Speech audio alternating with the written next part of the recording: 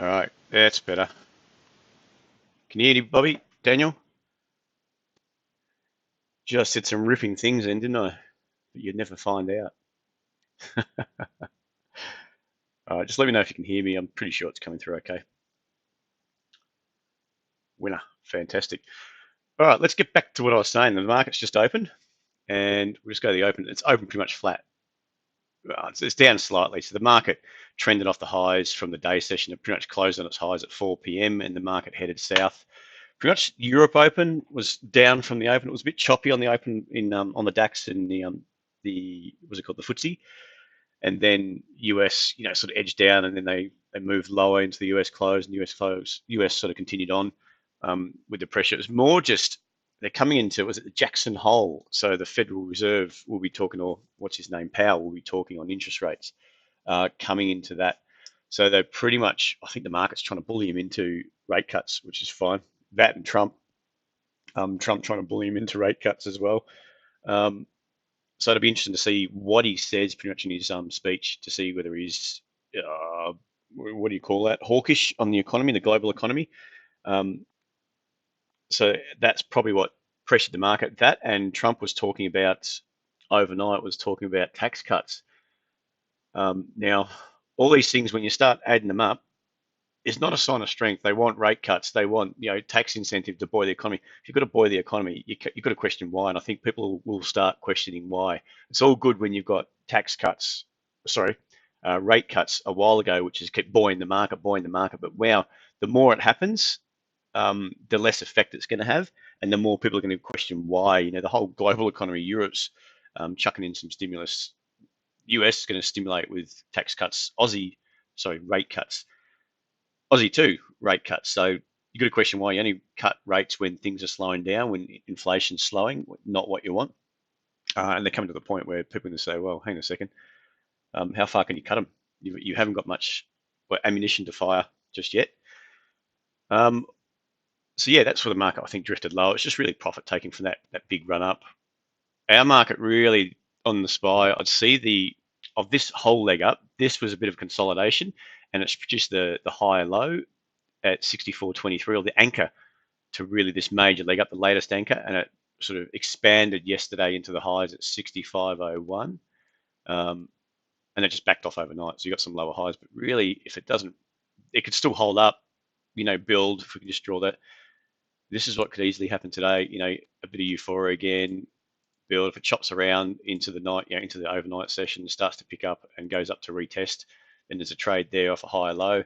Otherwise, we could just continue to drift lower. We might go up, squeeze out some of these shorts, and then trend lower. So that's the sort of two scenarios I'd be looking for today. Yesterday's action was whippy at the start, and was sort of expecting it to be capped at around 64.47, but I think I mentioned there was another resistance zone, if I can find it, up higher, which it did trade through. It's not showing the data just yet, which it did get through into the close. I think it was somewhere around here, 64.80, 75 there, and it did sort of pop through, pull back, and go.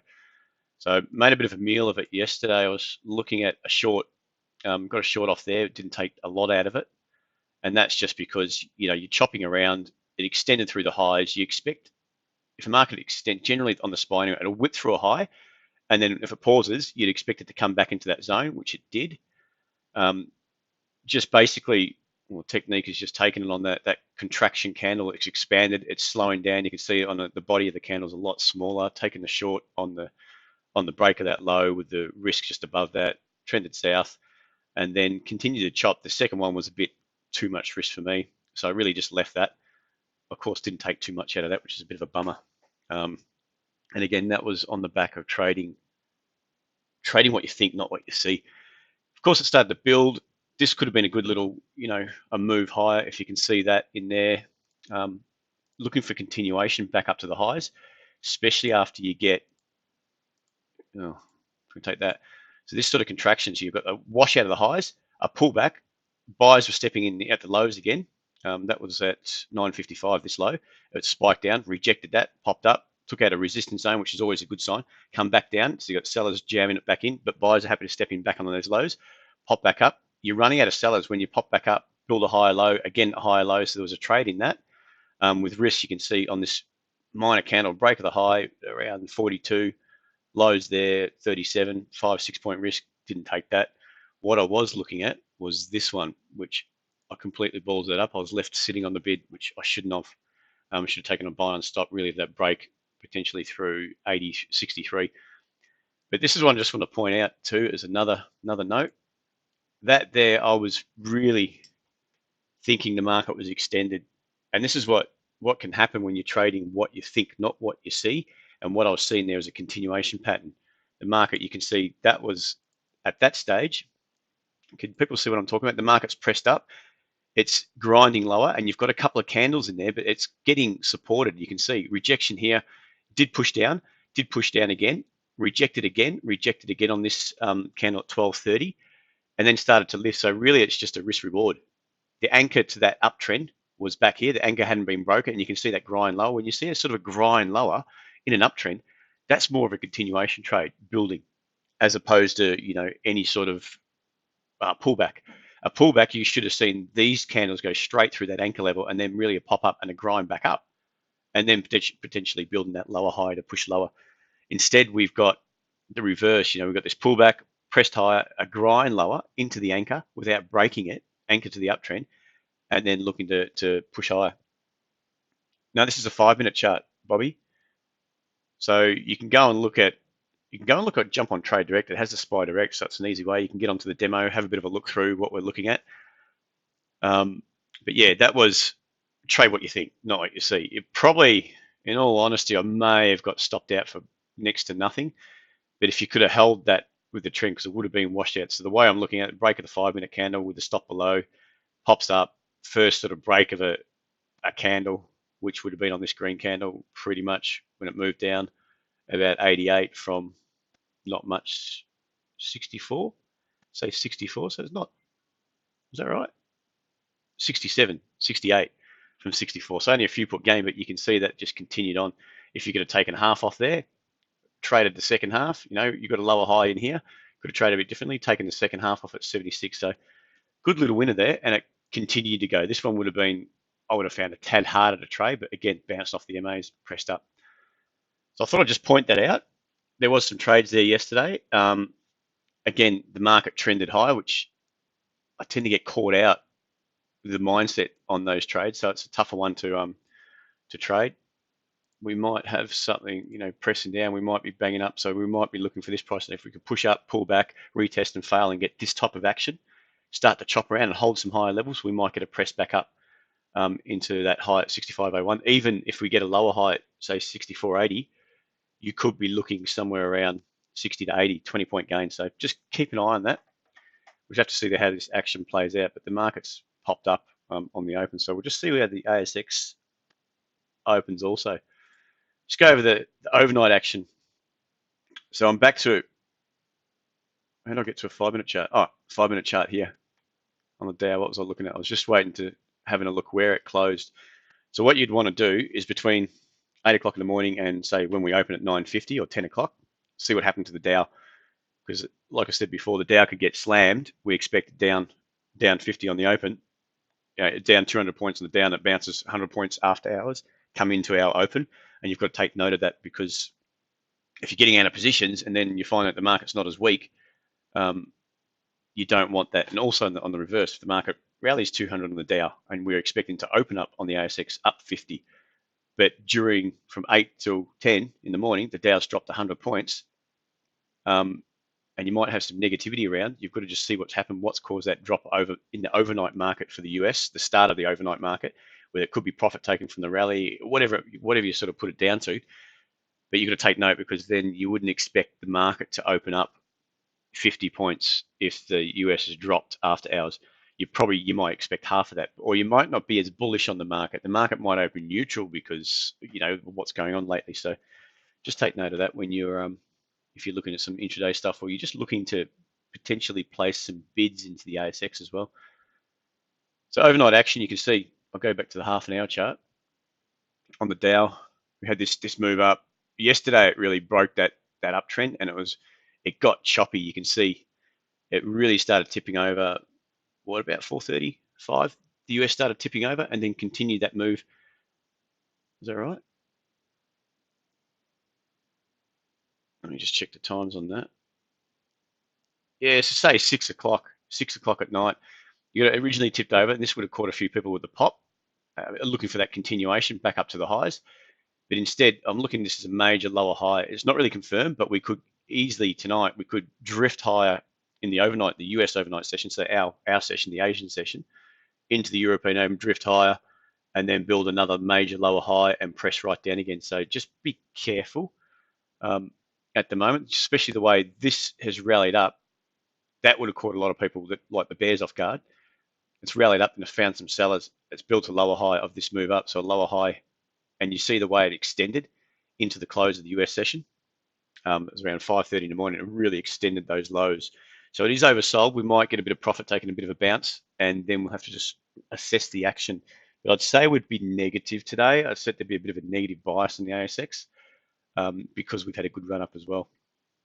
But we'll see. You're expecting, like I said, to open down around the 40 to 45 point mark on the ASX. We'll see where that is.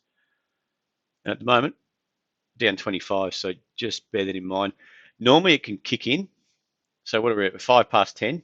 It's down 25. We're expecting down 45, say 40 to 45, another 15 to 20 points. When you hit about 8 past 10, it could accelerate because there's quite a few stocks opening around there. RS, the R's will open. When it's a staggered start, you get, I don't know, ABC's open and DEF and so on. But when you get sort of down to the lower end on S's, there's quite a few stocks, big stocks, S, R, all that sort of stuff that could really tick this market over. So I'm assuming that it could open a bit more negative than what we think. But we'll keep an eye on that. So we'll see where SM1 80, 90 is going to open. Drop that. So that's the US. Germany, same sort of action. It's had a big run up here. Let's get rid of that. Get our crosshairs. Run down, took out the lows, and that was really what you'd expect is that is more of a washout of those lows, that price action. Whoop. Just make that a tad bigger. Not that big. All right, mouse, hold on. Then you've got, this is the high that you got a nice supply zone. So you can see the market's popped up. Supply was there, sellers coming in, jagged up again into that resistance zone. Suppliers coming to really knock it over. And that was, Trump tweet on the open, jam prices high, caught them off guard. And then the market's just turned around and we know that Trump's going to try to buoy the market. He's trying overnight. He's talking about this. I mean, he's talking about tax cuts, but we don't know if we're going to implement it. So what is that for? Only because he's trying to support the market, give it a reason to build some base. He'll talk it up, but to implement it is a different story. He can say what he wants, and I think the market's going to start discounting that. The more he talks about things to try to buoy the market, the more traders will discount it. He talks about trade. The trade war, it's going great, yet nothing's happened. And that's what the market will start drilling down on, I guess, or how would you say, drilling in on, that it's more just fluff to keep this market buoyed. The DAX it went back down, took out the lows, bounced. You can see this high low, and then pretty much from there it's been all smooth sailing on the upside until we got this double top, pretty much, which has forced the hand of these longs, squeezed them out. So from here we just have to check out what's going to happen or what could happen. Maybe the market pops back up, we get some more selling pressure, and it drives it lower, potentially into that lows or lower. We'll just have to see whether that market is going to drive lower or whether we just sort of get it pop up again. We start holding these high lows. So it's very important to take note of the action and let it play out a bit. Wait till you get these. If you get a spike high, you can expect that. It's where it's going to stop. And then if we get these lower highs coming into play, you go, okay, that's a lower high and this little pop up, and it's a lower high compared to 11,780 zone and the major key supply zone 11,850. And you've got to take note of that if that's going to drive the market lower, and then looking for shorts potentially. And the same on the reverse side. If it pops up and it comes back and then buyers are stepping in above this low, then you've got to take note of that. And take note that this could potentially be a higher low off this key support zone. Yet to play out, but you've just taken note of what's going on. Last, we'll just look at spot gold. Bounced off this support, which we expect, but it's coming to a bit of supply here at 1508. So it hasn't confirmed that yet. It has popped up, held a higher low, popped up, reacted off the highs, coming back, but it could easily hold a high low and drive up through to 15, 16. So at the moment, if it comes down and takes out this low, that's where we would be a bit concerned, because that's really, for me, is more confirmation that we're going to go sideways, consolidate up here and drive lower, or we could drive higher, or we're going to come into pressure. And it's all about how it does it. If it jams through that low, jams through and pops back up, I'd be a bit biased down on that gold. And I think there's potentially some more price action to come on the downside as it squeezes out, especially if we hold up near the highs. If we're a bit more buoyant tonight in the US, potentially finish up, I think there's going to be some pressure on the downside for gold, but we'll see. All right, that's pretty much all I wanted to say. We've got through, what are we, 10:08? Let's just see. Market's down 38. Opening week on the ASX. We'll just see what happens. And this is the intraday action on the, if I can get that, 30-minute. Yep, this is a 30-minute chart. You can see jam down, popped up, held around at 66, jammed down again, took out the lows, but didn't get too far, bounced back up, and we had a good correction of this move down. Again, it's coming down to just what's been said, what's been spruiked over in the US and during Europe hours to try to support this market. But I think the bigger picture, you got Europe is trying to stimulate the market because growth is slowing there. They've got problems in Italy. Their president or prime minister's just resigned, and they've have a bit of infighting between the prime minister and his, I don't know what you call him, his head of something. They're having a bit of infight, so that's not looking good. There's some pressure on their local bonds to the upside, and headwinds there. We're forgetting about what's happening in Hong Kong. That's sort of gone quiet over there. If that picks up, that could produce some downward pressure on the markets, and then sort of forgetting what's happened with the trade war. That's been sort of quiet. He keeps talking it up. They're doing some good things, but they're not actually doing anything. Trump just talks it up, and then while he's talking it up, they're getting somewhere. They're talking. They're coming to terms. He actually says they're not going to help out this. They're not going to help out that. So he's sort of hedging his bets in a way. So yeah, I still think there's a bit of pressure on the downside. It's just to what happens from here, whether the stimulus can buoy the market or whether they're going to focus on bigger picture of debt. The market's going to focus on bigger picture of debt. US bond yields dropped overnight. So potentially we're looking at an inversion again of the 2 and the 10 year. If anyone doesn't know, just Google inversion, bond yield inversion. And that's how it's preceded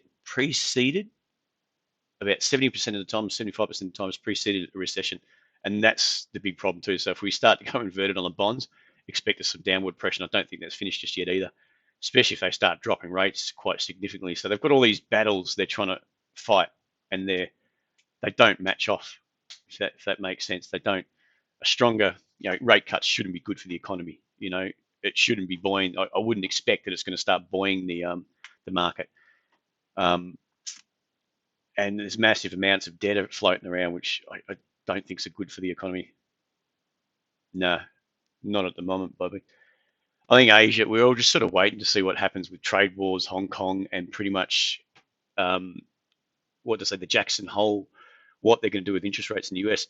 And if they talk up rate cuts, how's the market going to react? It doesn't mean just because it's reacted up in the past, the Dow and the market's been buoyed in the past, doesn't mean they're going to be buoyed again. It could be quite flat, and that's the problem. I think if they talk up rate cuts in the US and the market doesn't react on the upside to it, then we could have some problems, especially when Trump is speaking. He doesn't expect a recession yet. He's trying to look at cutting taxes. We're looking at cutting rates. You don't do that with a nice, healthy economy. Why would you bother?